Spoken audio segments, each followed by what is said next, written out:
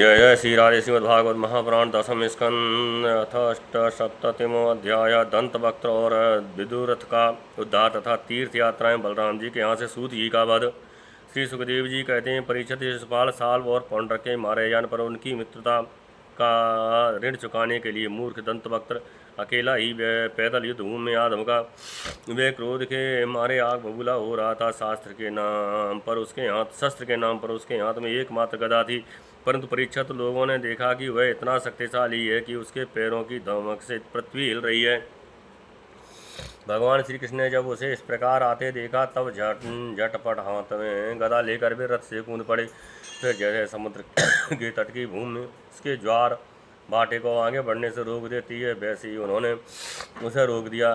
घमंड के नशे में चूर करुष नरेश दंतवक्त्र ने गदा तान कर भगवान श्री कृष्ण से कहा, बड़े सौभाग्य और आनंद की बात है कि आज तुम मेरी आंखों के सामने पड़ गए।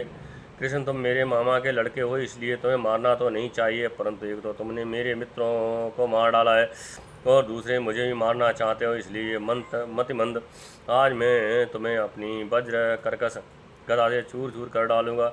मूर्ख, वैसे तो तुम मेरे संबंधी हो, फिर भी हो शत्रु ही। जैसे अपने ही शरीर में रहने वाला कोई रोग हो। मैं अपने मित्रों से बड़ा प्रेम करता हूँ, उनका मुझ पर ऋण है। अब तुम्हें मारकर ही मैं उनके ऋण से उग्र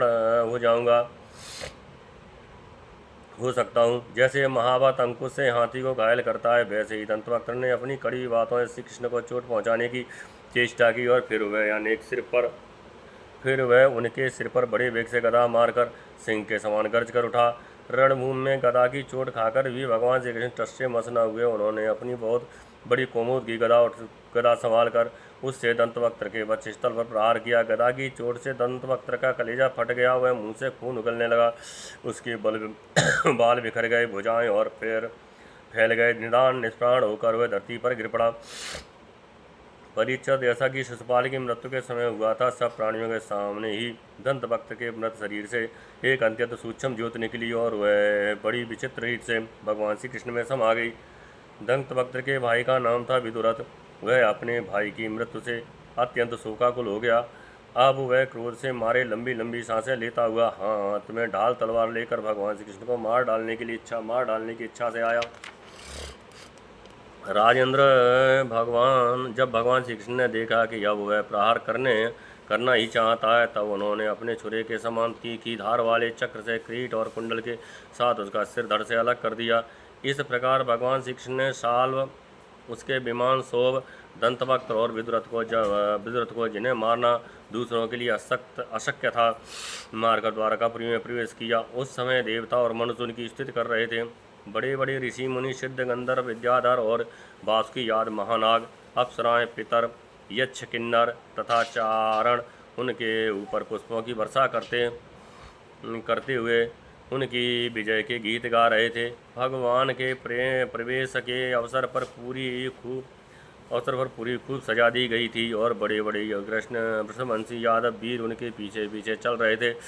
योगेश्वर एवं जगदीश्वर भगवान श्री कृष्ण इसी प्रकार अनेकों खेल खेलते रहते हैं। जो पशुओं के समान अविवेकी हैं, वे उन्हें कभी हारते भी देखते हैं, परंतु वास्तव में तो वे सदा सर्वदा विजयी हैं। एक बार बलराम जी ने सुना कि दुर्योधन आदि गौरव पांडवों के साथ युद्ध करने की तैयारी कर रहे हैं। वे मध्यस्थ थे, उन्होंने किसी का पक्ष लेकर लड़ना पसंद नहीं था, इसलिए वे तीर्थ में स्नान करने के बहाने द्वारका से चले गए। वहां से चलकर उन्होंने प्रभास क्षेत्र में स्नान किया और तर्पण तथा ब्राह्मण भोजन के द्वारा देवता, ऋषि, पितर और मनुष्यों को तृप्त किया। इसके बाद वे कुछ ब्राह्मणों के साथ जिधर से सरस्वती नदी आ रही थी उधर ही चल पड़े। वे क्रमशः प्रथोदक, बिंदुसर, त्रतकूप, सुदर्शन तीर्थ, विशाल तीर्थ, ब्रह्म तीर्थ, चक्र तीर्थ और पूर्व वाहिनी सरस्वती या तीर्थों में गए। परीक्षित, तदनंतर यमुना तट पर और गंगा तट के प्रधान तीर्थ में होते हुए वे नैमिषारण्य क्षेत्र में गए। उन दिनों नैमिषारण्य क्षेत्र में बड़े बड़े ऋषि सत्संग रूप महान सत्र कर रहे थे। दीर्घ काल तक सत्संग सत्र का नियम लेकर बैठे हुए ऋषियों ने बलराम जी को आया देख अपने अपने आसनों पर उठकर उनका स्वागत सत्कार किया और यथा योग प्रणाम आशीर्वाद करके उनकी पूजा की। वे अपने साथियों के साथ आसन ग्रहण करके बैठ गए और उनकी चर्चा पूजा हो चुकी। तब उन्होंने देखा कि भगवान व्यास के शिष्य रोमहर्षण व्यास गद्दी पर बैठे हुए हैं। बलराम जी ने देखा कि रोमहर्षण जी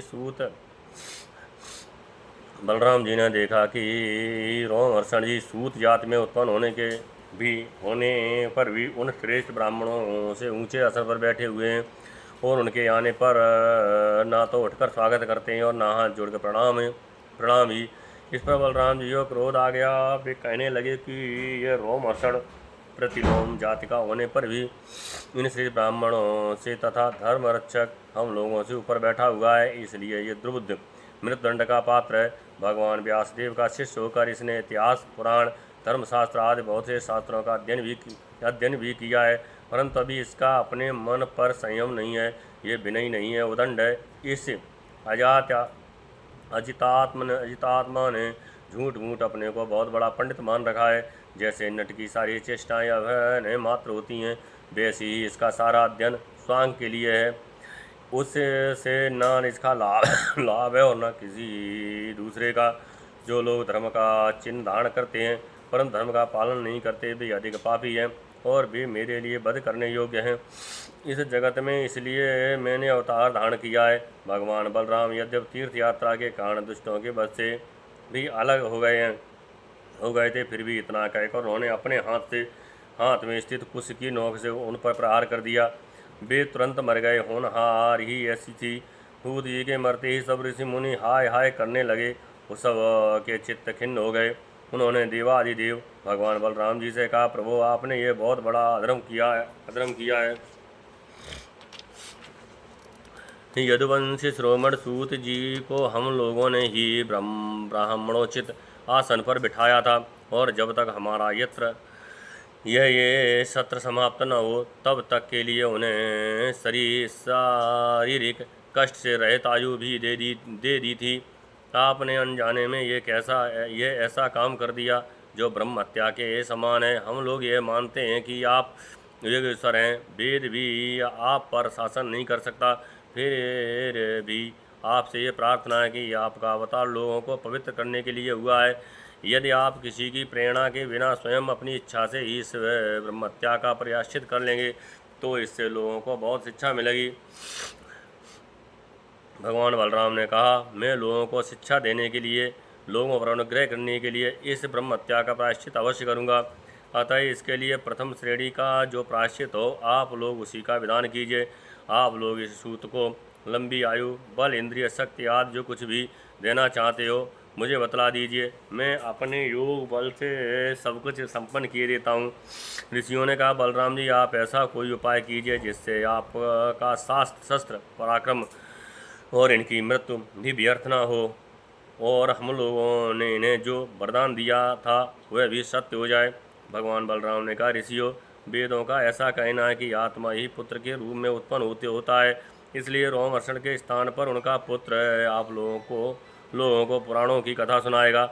उसे मैं अपनी शक्ति से दीर्घायु, इंद्रिया शक्ति और बल दिए देता हूँ। ऋषियों उसके अतिरिक्त आप लोग और जो कुछ भी चाहते हो वो मुझसे कहिए, मैं आप लोगों की इच्छा पूर्ण करूँगा। अनजाने में मुझसे जो अपराध हो गया है उसका प्रायश्चित भी आप लोग सोच विचार कर बतलाइए, क्योंकि आप लोग इस विषय के विद्वान हैं। ऋषियों ने कहा, बलराम जी इलवलक का पुत्र बल्लवल नाम का एक भयंकर दानव है। वह प्रत्येक पर्व पर यहाँ आ पहुँचता है और हमारे सत्र को दूषित कर देता है। यदुनंदन वह यहाँ आकर पीप, खून, विष्ठा, मूत्र, शराब और मांस की वर्षा करने लगता है। आप उस पापी को मार डालिए, हम लोगों की ये बहुत बड़ी सेवा होगी। इसी के बाद आप एकाग्रचित से तीर्थों में स्नान करते हुए 12 महीनों तक भारतवर्ष की परिक्रमा करते हुए भीषण कीजिए। इससे आप शुद्ध हो जाएंगे, इससे आपकी शुद्धि हो जाएगी। श्रीमद्भागवते महापुराणे परमहंसायां संहितायां दशम स्कंदे उत्तरार्थे बलदेव चरित्रे बल्लभलब्धो पराक्रमो नमस्त सप्तमोऽध्याय। जय जय श्री राधे।